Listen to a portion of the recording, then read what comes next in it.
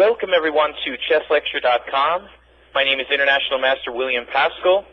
It's my pleasure today to bring you our special coverage of the World Championship match 2006 between Veselin Topalov and Vladimir Kramnik. Today it's my special pleasure to bring you Game 7. Kramnik leading the match 3.5 to 2.5 going into this game. Topalov has the white pieces. He opens with d4. Black plays d5, and Kramnik has basically been playing the same kind of defense as black in all the games where he's played black so far. Topalov playing d4. As I mentioned, I think in my last coverage of a previous game, really there's a lot of problems with e4. In the Petrov's defense, White has trouble gaining an advantage there. Also in the Marshall Gambit, in the Berlin defense, which Kramnik used again and again against Kasparov. So it's not surprising Topalov is relying on d4, for those of you who might have been wondering. So we have again another Slav defense. After c6, knight to f3, knight to f6, e3. Now in their last game where Topalov was white, in game 6, Topalov used the move knight to c3 instead, which he also used in the first game. Now he again goes back to e3, which he did use in one other game. Now black's most solid move in this position is bishop to f5. But for whatever Kramnik's reasons are, he's chosen not to go into that line, but played e6. Now the last time they played this position, Topalov played the move knight to c3, going into a proper semi-Slav. After e6 in this game, he played another move, bishop d3. And to talk a little bit about the purpose of this move, White delays knight c3, so if black reacts normally here, with something like knight on b to d7, White can play a setup with knight on b to d2. A counter against the so-called Marin variation, with d takes c4, and black playing for b5. The idea is that White can take back with a knight on c4. So, in order to counter that, instead of playing knight on b to d7, Kramnik plays d takes c4 immediately with a different idea in mind. After bishop takes c4, the bishop moves again. So that's the second time, and black plays c5. So both sides have lost effectively a tempo, and the position transposes directly into the Queen's Gambit accepted. So our first Queen's Gambit accepted. It should be noted that one member of Vladimir Kramnik's team, Grandmaster Sergei Rublevsky, is a renowned world expert in the Queen's Gambit accepted. So this is something I think Topalov, of course, had to take into consideration. Although the Queen's Gambit accepted is not one of Kramnik's main defenses, the addition of Rublevsky for the first time in Kramnik's camp really made the possibility of the Queen's Gambit accepted very real, and I'm sure, in fact, that Topalov was not surprised. So after castles, other moves exist, of course, castles being the main line, a6. And this is the main line position for the e3, knight f3 variation of the Queen's Gambit accepted. White has a whole host of different approaches here. Personally, I play a lot of games with a4, a move restricting b5. Other options include queen to e2 with the idea of rook d1. Also, sometimes endgame variations with d takes c5 are played. But often it's a bit of a waiting game as to when to exchange on c5. So other moves include bishop d3, really tons of possibilities. I've seen even b3 played here, rook e1. Bishop b3, this is one of the sharper lines, and this is the move that Topalov had prepared and chosen to play in this game. Basically, black is going to play b5 at an early stage with the bishop on c4, so White preempts this. And it's not clear whether the bishop is better on this diagonal or on d3, where it attacks toward h7. Both bishop d3 and bishop b3 have a great following. These are the two main lines.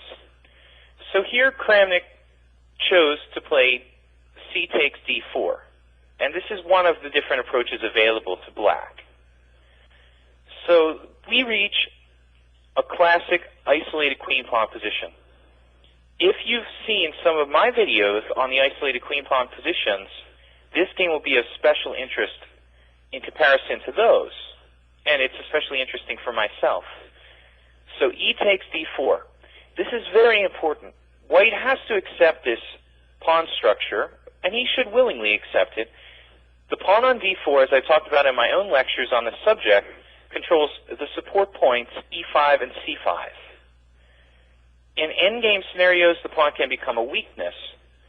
But in practice, White's chances in the middle game are very good to generate attacking chances because he has a strong pawn in the center and control of these key points. And also very free development. Keep in mind, with the capture e takes d4, White frees his bishop on c1. That inactive piece becomes a very strong, active participant in the game. Now black plays knight to c6. And this is important because black wants to put immediate pressure on the d4 pawn from the queen and from the knight. This makes maneuvers like queen e2 unplayable.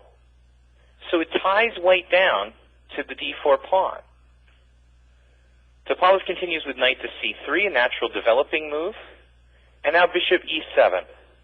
Of course, White is often intending to play bishop g5, so e7 is a natural square to preempt this possible pin. Move 11 now was just a slight surprise. I mean, White has a lot of possible moves. Rook e1 is one of them, and this was played in the game. Other possibilities include such moves as bishop to g5, bishop to f4, both those squares plausible for the bishop, and also the useful move a3, preventing a very common isolated queen pawn maneuver, knight b4 to d5. So many different possibilities exist, and we go to bishop e7, rook e1. Rook e1 in itself doesn't really do anything concrete. Later on, if White can establish a knight on e5, you'll see the rook helps to exert pressure on e6, and ultimately the pawn chain on f7 and e6. Kramnik castles, very solid style, and here I expected perhaps bishop g5 or perhaps a3, taking the b4 square away from the knight. Now it was a very surprising moment. Topalov played a move which clearly was some kind of team preparation, a4. Now this position is very, very similar to lines where White plays a4 on the 7th move. But if you try to look this position up in a chess database, you're only going to find, in fact, one game where this position was reached.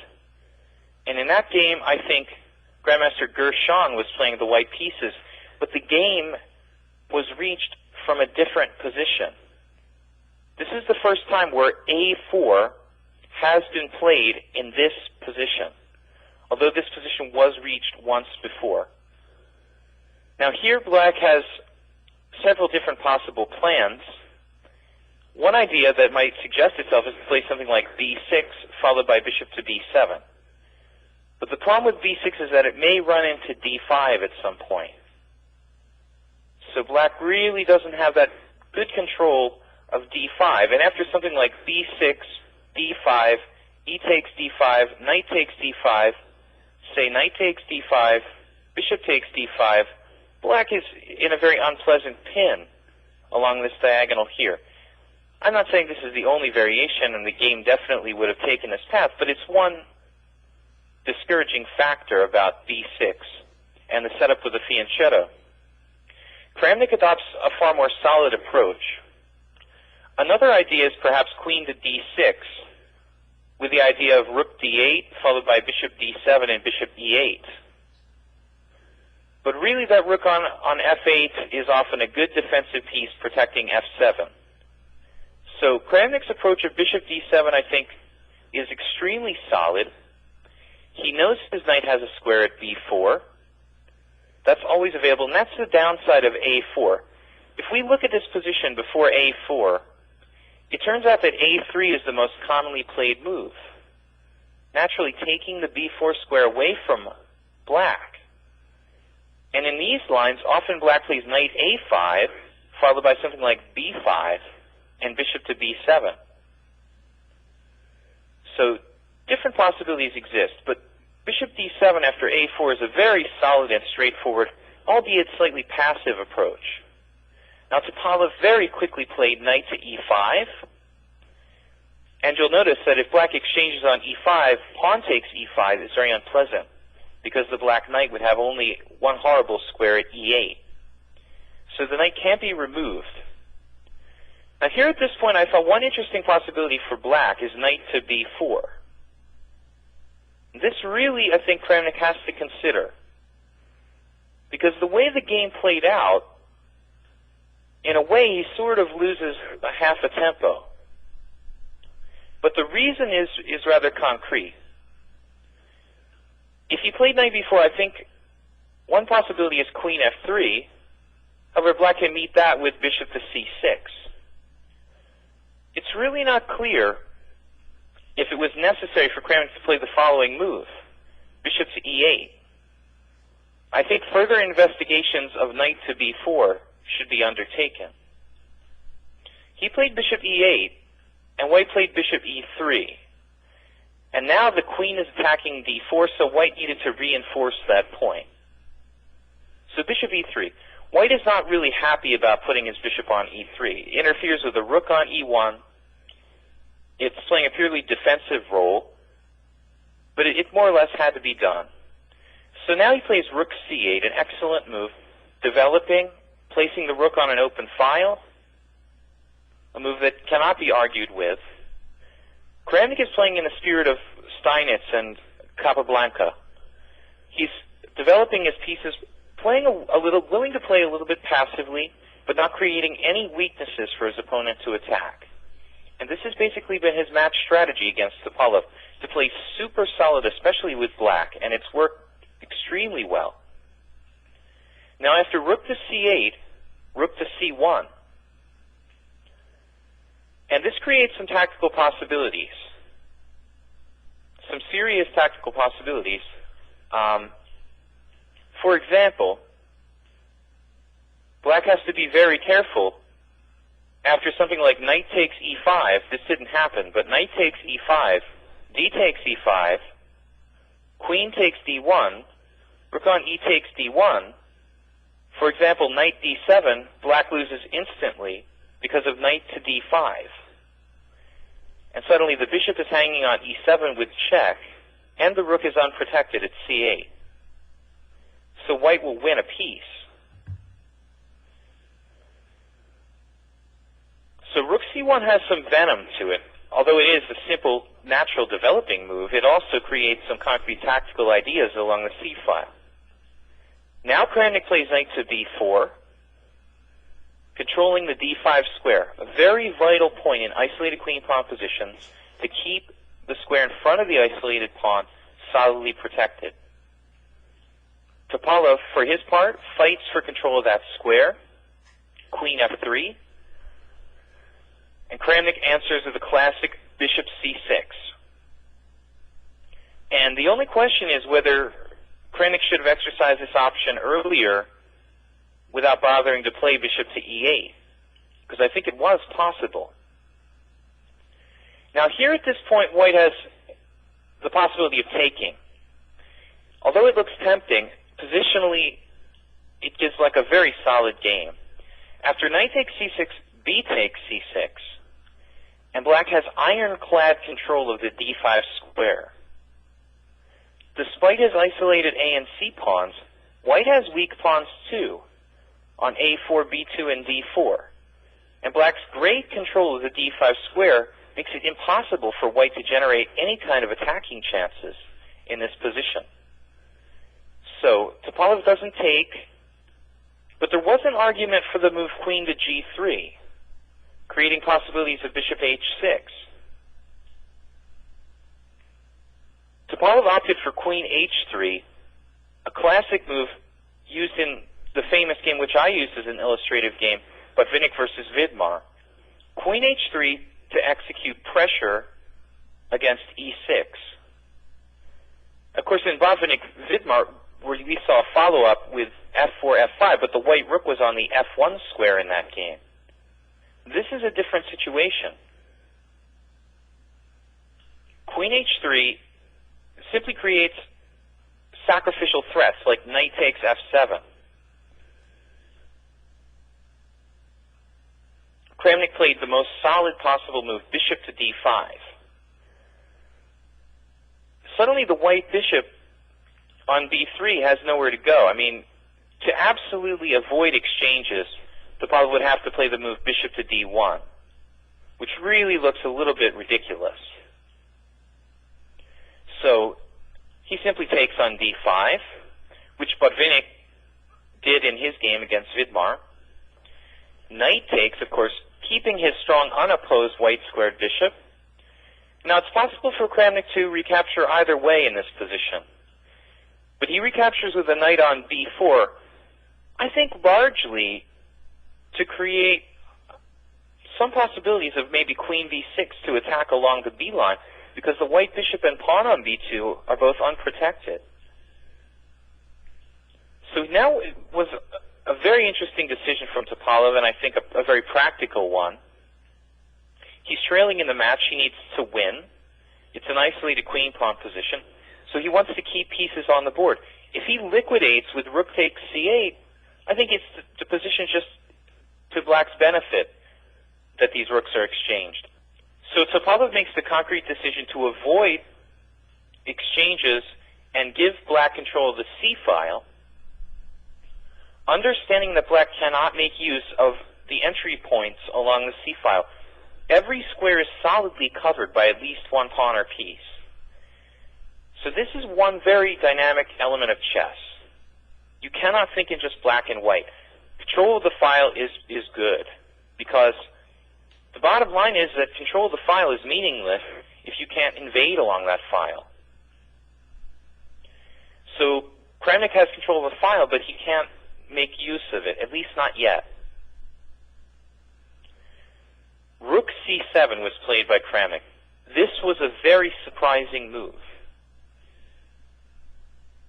When analyzing this game, I expected queen to b6, an active move, putting pressure on the bishop, the pawn on b2.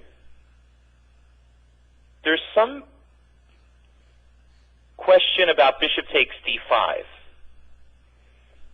because after knight takes d5, white has the fork knight d7, winning the exchange, at least for one pawn, maybe just for nothing. So black could take back with a pawn, and we would reach a position. Perhaps it's equal, but for some reason Kramnik did not want to opt for this. Another possibility is just something like rook to d3, but that looks very awkward. Rook d3 would look very awkward. So queen d6 looked like a more active possibility than the move in the game. Rook c7 really blocks the queen, but it does have defensive points. Again, to quote the game Botvinnik versus Vidmar, Vidmar could have maybe saved himself with the move rook c7 in that game if he defended f7 laterally. So Kramnik is really using this world champion game, Botvinnik's game, to base his defense, and the games of players like Capablanca and Steinitz. It looks very passive, but Steinitz defended in similar fashion in his games. If you do not create weaknesses in your position, it is very difficult for the opponent to beat you. So, and very frustrating to play against a player like this. Rook c7, defending laterally. Topalov was playing very fast at this point. Bishop g5, instantly increasing the pressure on black's position and proving his worst piece. The bishop on e3 was placed very badly. Look how the queen now has more squares along the third rank, even protecting the bishop on b3. This also creates possibility of rook lift to d3. Queen c8, in a sense logical, increasing the pressure on the c-file, which Kramnik cannot use yet. most importantly increasing the defense of e6, and discouraging such plans as f4, f5, which would be fruitless with the queen on c8. But black is very, very hemmed in here. Now Topalov played queen f3, feeling that he could not go forward in any way with the setup he had on the board. This move also kind of keeps black tied down. Perhaps with queen c8, black signaled he wanted to play rook d8. Topalov, by pressuring indirectly f7, wants to try to talk him out of it. But Kramnik would not be dissuaded. He played rook d8 anyway. There is no concrete way to refute this. The black knight is solidly protected. Topalov continued to play very quickly with h4. This is a kind of aggressive-looking move that could be argued that could be a future weakness. But I think it's justified. Black is very passive. He has no active counterplay. This creates luft for the white king, so there'll be no back rank mate in any future variation. And there's also the simple idea of playing h5, h6 to weaken the black king position. So now it was up to Kramnik to find a plan. I very much expected him to play the move b5. Active move, perhaps exchanging some pawns with the idea of queen b7. But Kramnik did not do this. He played h6, hitting the bishop, and I think in itself is slightly weakening, but not a bad move if there's no concrete sacrifice, which there does not appear to be. There is a big question in this position whether black is actually threatening to take on g5 or not. It may not be a clear threat, because after the capture on g5, white recaptures and the knight on f6 is pinned to the f7 pawn. But there are some complicated variations, and Topalov, after a good thought here, opted for the move bishop to c1. And this creates an interesting tactical possibility for Kramnik involving the idea of the move knight to c3, an interference move. I feel that the safest move for Topalov was probably bishop to d2. And after bishop d2, in the event of bishop to b4 to try to force exchanges, Topalov can play something like bishop takes b4, knight takes b4, and maybe knight takes f7 with strong attacking chances. Knight takes f7, rook takes f7, bishop takes e6, winning the exchange back, as well as two pawns. So bishop takes c6, perhaps queen c6, and I would say the position is dynamically equal. Chances for both sides after bishop takes f7, king takes f7. Black has two knights for rook and two pawns. It's really difficult to assess this position. But perhaps Topalov wanted more, and he wanted to avoid any possible simplification. So going back, he won. Now, bishop c1 has the drawback of not really controlling c3 very well. And there's a possible shot in the move knight to c3 here. The idea being that if b takes c, rook takes c3, forking the bishop and the queen on b3 and f3. And any rook move upwards, such as rook d3 or rook e3, will drop the bishop on c1. Kramnik thought for a long time on this position, and perhaps he was worried about future sacrifices on f7. He played bishop d4, which in itself I think is perfectly good as well. White has to play rook f1 to keep his c1 bishop. And here again, I think knight c3 is even stronger than before. After knight takes c3, it looks like black has great counterplay. There's one very dangerous variation. And perhaps this is why Kramnik didn't want to go into this knight c3. Otherwise, the move is very strong. After knight c3, something like rook on d to e1, knight d5, at minimum, black can force a repetition. And if white takes, rook takes, he's simply winning the bishop on b3 and winning a pawn in the process. So the only answer is possibly bishop takes h6, a patented Topalov exchange sacrifice. So this is the position we really have to think that maybe Kramnik rejected when he rejected knight to c3. After bishop takes h6, knight takes d1, rook takes d1, I looked at g takes h6, queen takes f6, and now something like bishop to f8, preparing bishop g7 to kick the queen out. White has the move rook d3. And this, in fact, could be very well the reason why Kramnik did not go into this line. White's attack looks very dangerous here with the idea of rook g3. So it very well may be that White's attack was quite strong, and this is the refutation of knight to c3. Possibly giving Topalov an interesting chance to take the initiative with an exchange sacrifice. So Kramnik decided to remain solid. Instead of playing knight to c3, he went back with bishop to d6.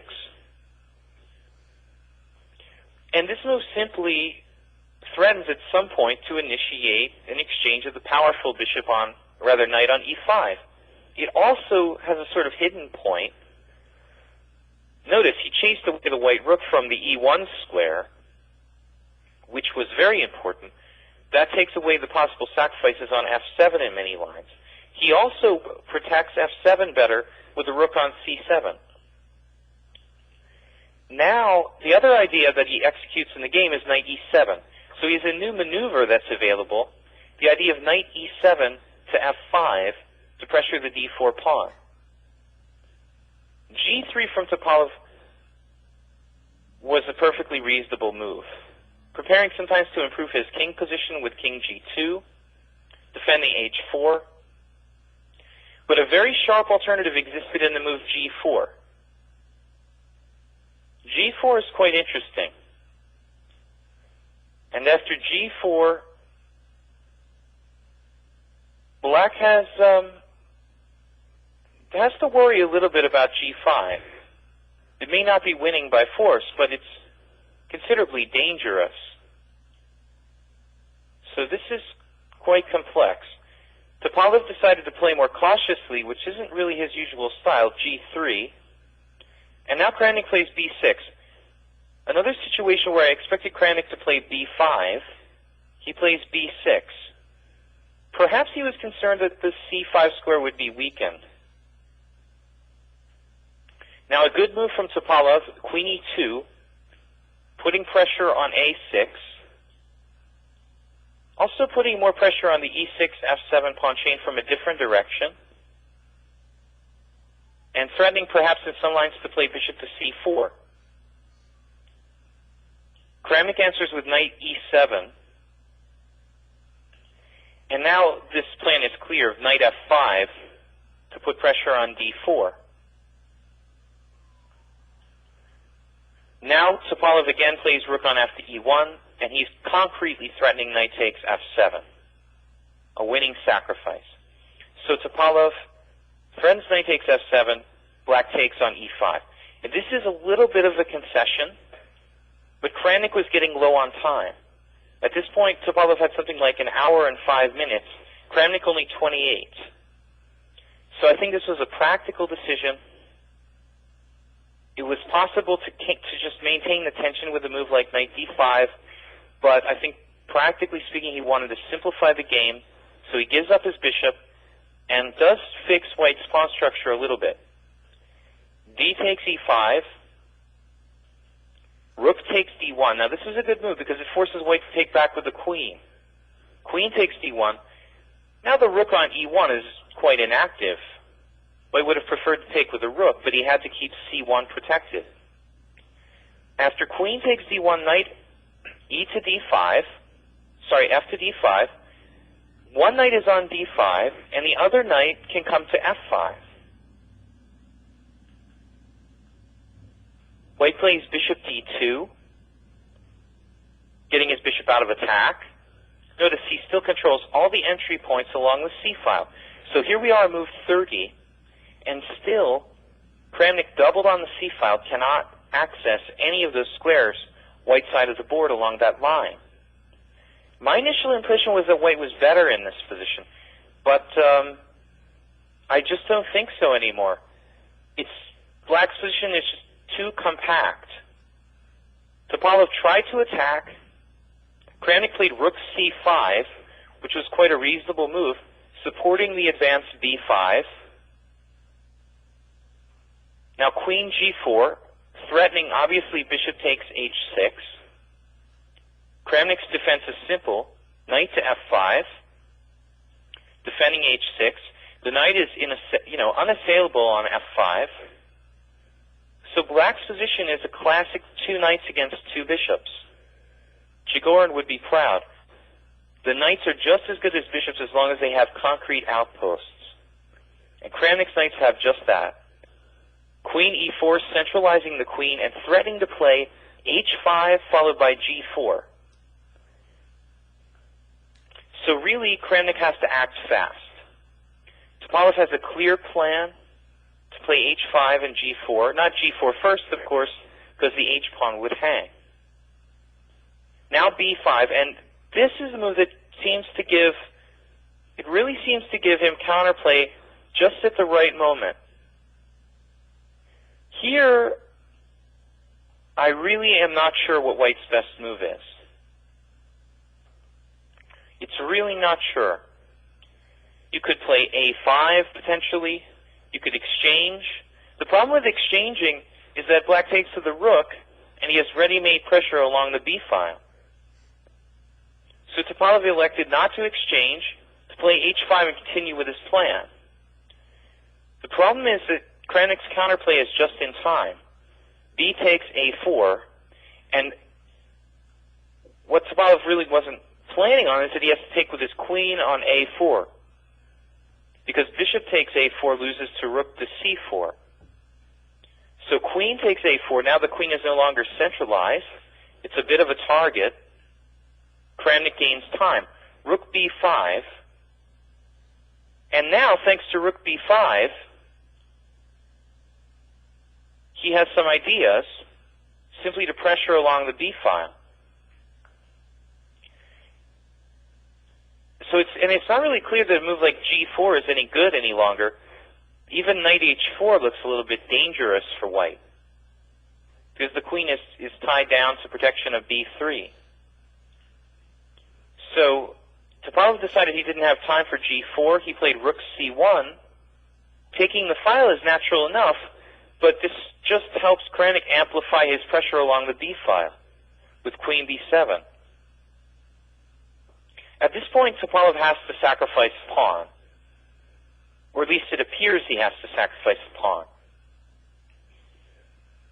He played bishop to c2. There was another way he could play the position, but he was reluctant to simplify, because the game really is very equal. After bishop takes d5, queen takes d5, bishop c3.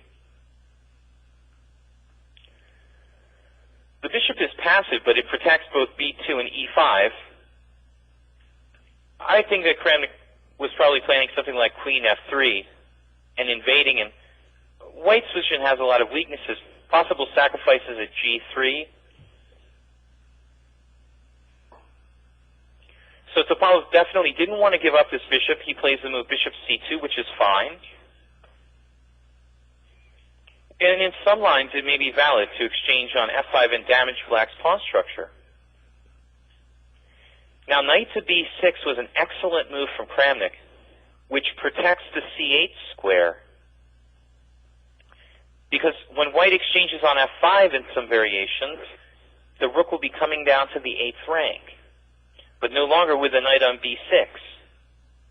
So hitting the queen, protecting c8, and opening up his own queen along the b7 h1 diagonal, a very good move. Queen g4, Topalov sort of pretends to attack here, but he has no real big threats. Rook takes b2, simple as that. And now the problem is bishop takes f5 allows simply rook takes d2, or just recapture on f5.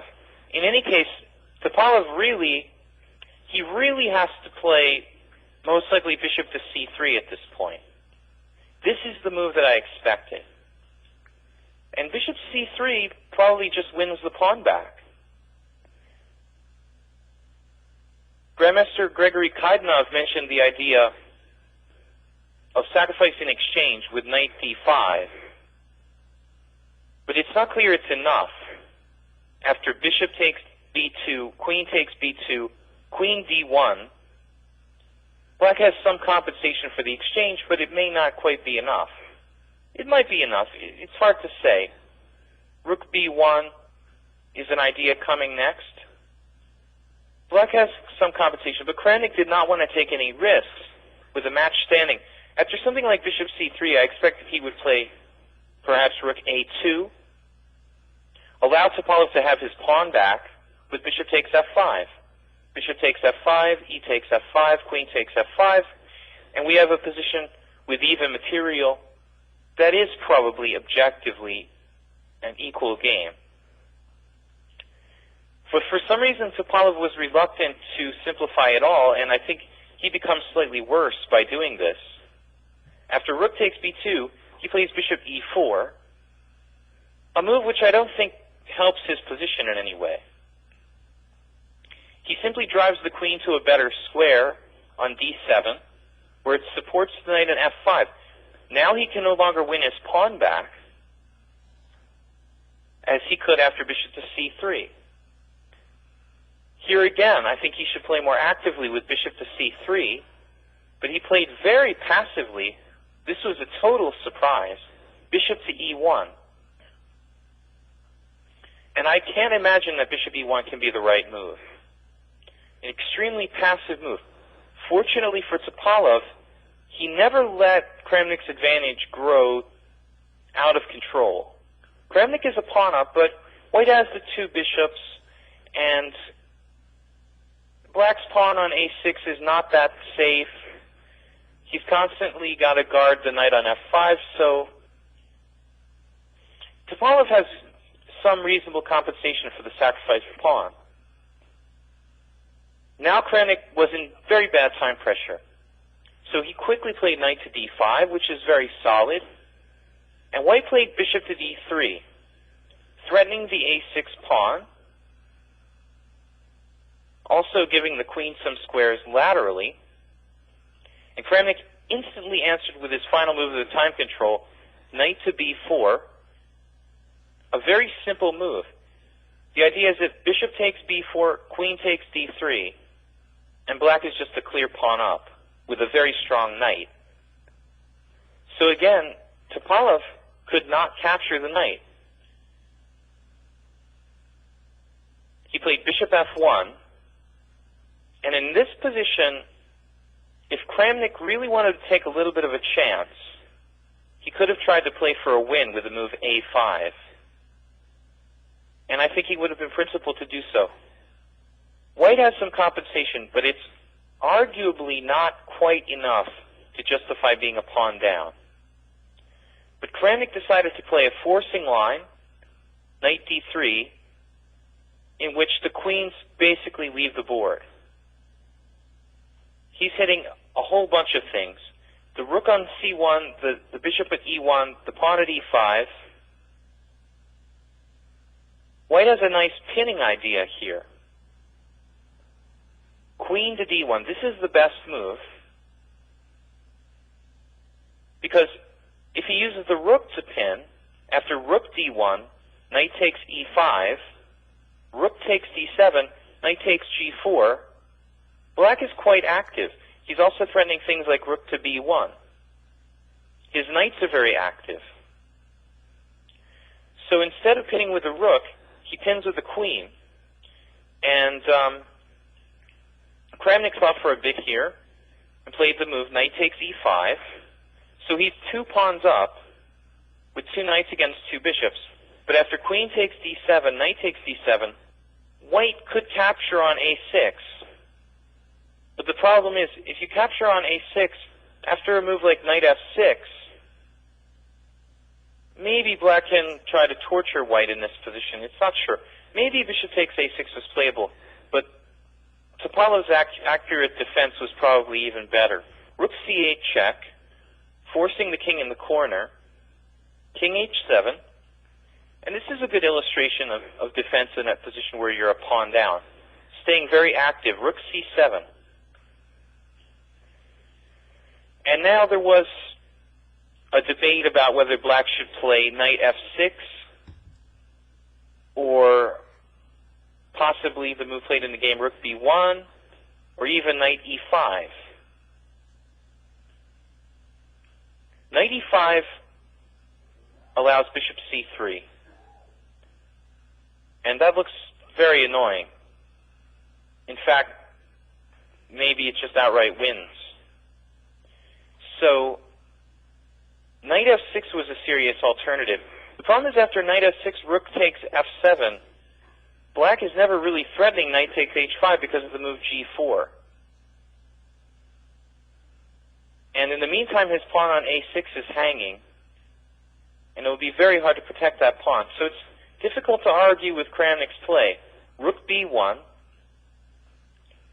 White plays rook takes d7, rook takes e1, and rook takes f7. And Vladimir Kramnik emerges with an extra pawn, but with a broken pawn structure, 2 isolani's on e6 and a6.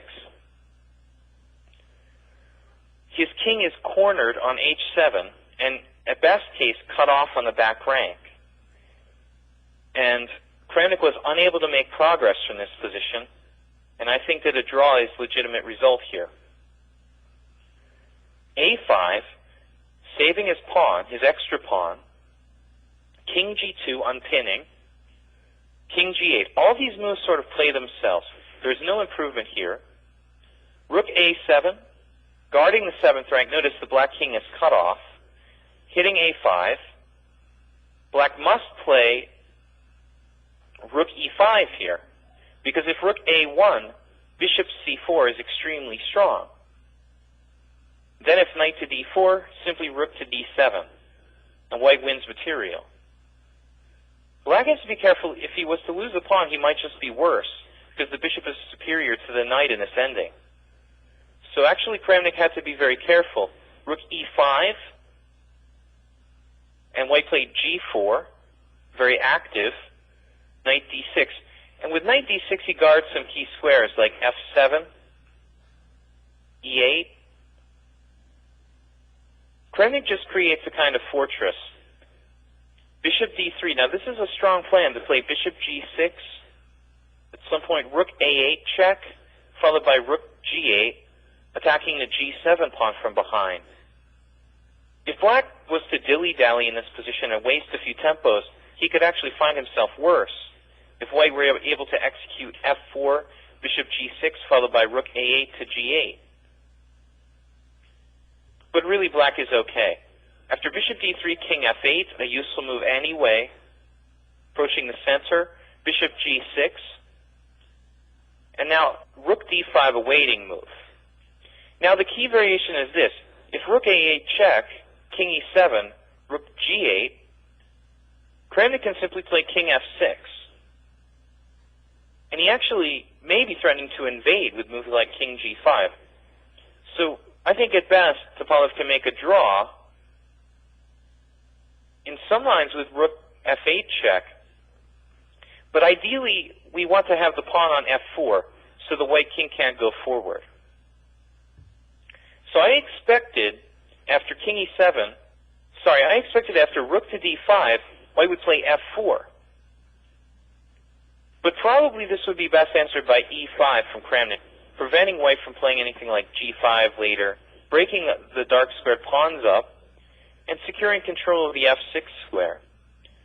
Position should be a draw.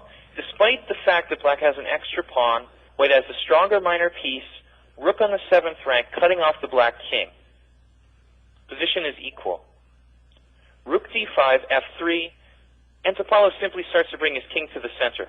Black cannot improve his position. He played e5, which is a good move, preventing f4, and white started to bring his king to the center. King f2. Now the point of the position is that black can make no more forward progress.